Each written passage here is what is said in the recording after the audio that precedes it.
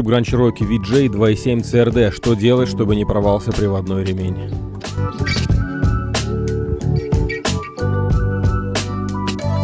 После того, как увидели последствия порванного ремня, конечно же, переходим к рекомендациям, что же делать. Для этого понадобится купить полный комплект. В полный комплект у нас войдет 2 гладких ролика, 1 ролик с канавками, 1 натяжитель и, конечно же, ремень. Как видно было из схемы, приводится в движение и помпа, водяной насос, и генератор, и гидроусилитель, и компрессор-кондиционер. То есть один единственный длинный порванный ремень и сразу 3 или 4 проблемы в дороге. Поэтому, если видите, что ремень расслаивается или пошел на бок, уже не соосность, однозначно ремень и все ролики под замену. Натяжитель, конечно, можно проверить, но однозначно менять лучше комплектом.